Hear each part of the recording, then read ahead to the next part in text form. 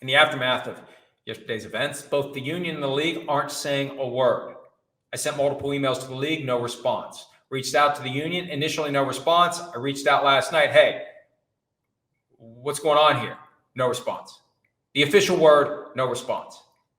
So they're going to try to keep their heads low and their mouths shut and wait for the next bright, shiny object to distract everyone, or just let this thing fizzle out. You know, we have a reset coming up, 4th of July weekend.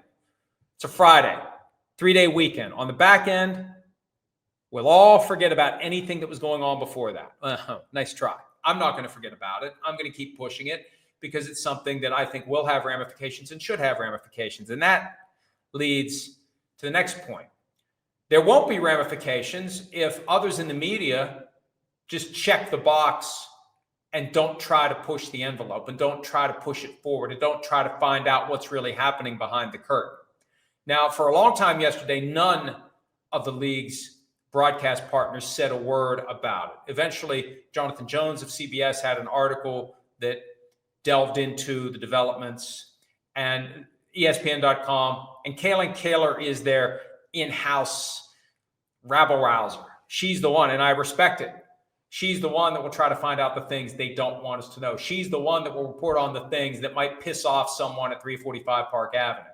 I thought the league wasn't, or not the league. We know the league isn't going to do anything with it. There's nothing. Trust me, I haven't even checked. I can tell you, there's nothing on NFL.com about it. You're not going to see anything on Ian Rappaport's Twitter page about it. You're not going to see anything on Mike Garafolo's Twitter page about it. You're not going to see anything on Tom Pelissero's Twitter page about it. They're not going to breathe a word about it because they know what's good for them, because they know who pays them. Why are you an asshole about that? Why do you point that out? This is a prime example of it. These are not independent reporters. They are bought and paid for by the league. And with the shit hitting the fan on this collusion grievance, the last thing they're going to do is acknowledge it. It's just the way it goes.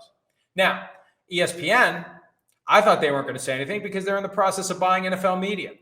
So kudos to ESPN for doing something about it. I wonder how much of a debate there was internally before they finally did something about it, because they knew they had to do something about it. It is the single biggest legal development in any American sport since 1994. So where do we go from here? I mentioned this a little bit yesterday. I wrote something about it earlier, but I'm told, and this all happened after we did PFTPM on Tuesday, multiple players are talking to people about what their options are. And I'm going to defer to the article I wrote earlier today, but the players have potential rights against the league, and the players have potential rights against the union, especially because the union hid this thing for more than 5 months and might have blown the window that other players would have had to say, wait a minute, I'm going to take this finding that the league told the owners to collude, and I'm going to file a grievance that allows me to engage in discovery to see what the text messages look like, what the emails look like, what the documents look like, what the witnesses might say as it relates to me. And Justin Herbert is the prime plaintiff for something like that, because we know Dean Spanos was concerned about Justin Herbert wanting a fully guaranteed contract.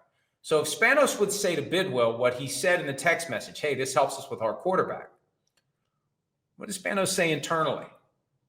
What kind of text messages or emails did he send to his GM, to his head coach, to his son John, who's the head of football operations? It's fair for Justin Herbert to want to find that out. He could try to file his own grievance, or he could go against the union to say, your actions have kept me from pursuing this grievance. You have breached your duty of fair representation to me. I am taking action against you, the NFL Players Association, for doing that because you kept me from what would have been a very viable effort to see how deep this rabbit hole goes and to prove that there was collusion as to me, and I would have gotten a fully guaranteed contract. So that's possible as well. Hi, it's Mike Florio. Thanks for watching PFT on YouTube. Hit subscribe for the latest news and analysis from Pro Football Talk.